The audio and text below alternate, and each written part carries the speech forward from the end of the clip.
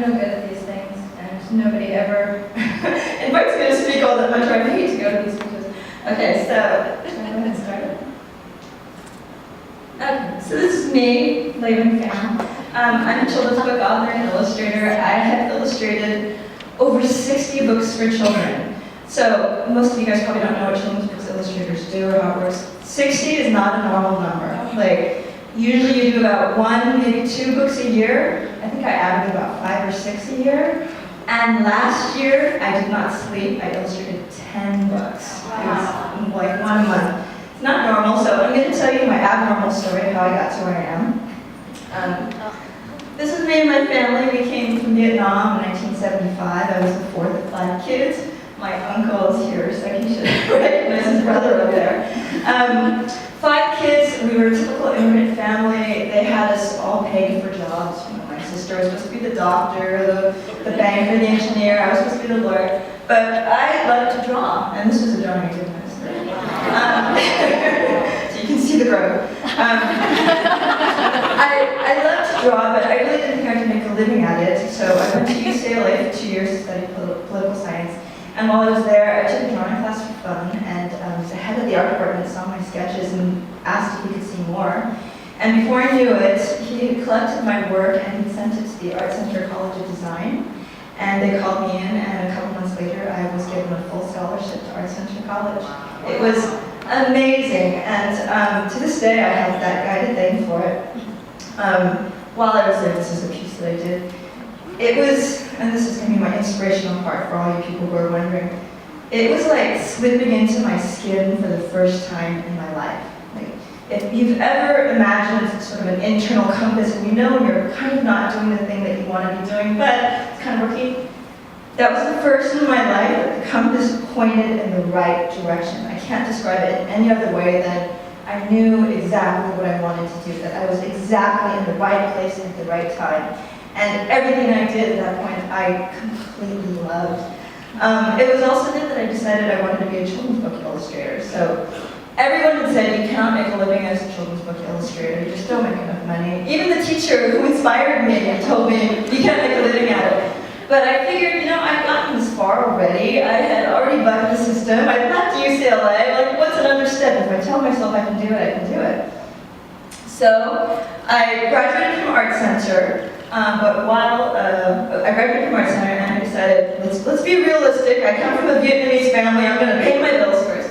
So I graduated. I worked for DreamWorks for a couple years. Worked on some of these movies, and basically, I was the first female and the youngest layout artist ever hired at DreamWorks. So, thank you.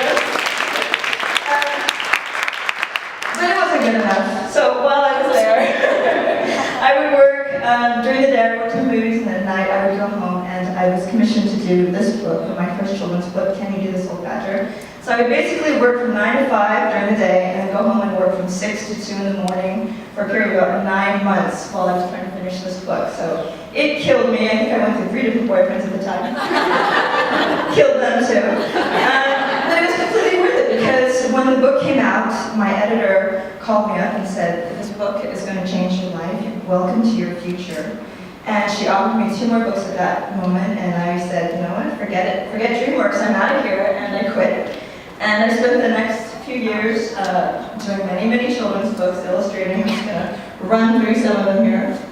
I didn't really care what the story was about. I was just thrilled to be working. And what was great was, once I would get the story, I didn't have to go into an office. So I spent the next few years traveling around the world. And I would literally get into a plane, do a job on the plane that would pay for the trip that I was on. And then spend the next 2 or 3 weeks in Asia, Africa, wherever. These are some of my sketches, so you guys might recognize I got on there. An awesome thing about a sketchbook that I have to say is, for those of you guys who travel, when you bring a camera, you take a picture, you take a picture, you snap it, and people try to sell you things, especially like sort of third world countries. With a sketchbook, it breaks barriers in a way that you could not imagine. You go there, and little kids who are supposed to be selling you something will come up to you and just want to see what it is that you're drawing. And that breaks barriers in a way that you can just not imagine. I can't tell you how many of my sketches I actually tore out and just gave to these children, and they gave it back to me, and everywhere I would go, I just continue doing this, and it's a great way to break with the world.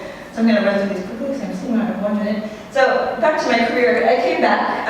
I met my husband in Paris. He convinced me to come back to San Francisco. He's French. At that point, 9/11 happened, and at 9/11, children's books, they stopped giving out books. And so suddenly my career was at a stall. I wasn't getting as much work anymore. I happened to write this book, Big Sister, Little Sister, as a present for my older sister. She cried when she got it. She convinced me to publish it. I didn't think anyone would be interested, but I had to reinvent myself.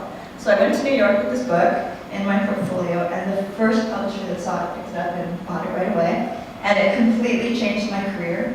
And at that point out, I was suddenly getting lots of offers to do books. And since then, I'm going to scroll through really quickly, like I said, I've illustrated over 60 books. And I've managed to pick just stories that I really, really love to do, that really mean something to me. And of course, I managed to reinvent myself each time I wanted to change my styles. One of my editors said that hiring me was like hiring 3 or 4 different artists, because you really don't know what kind of style you're going to get.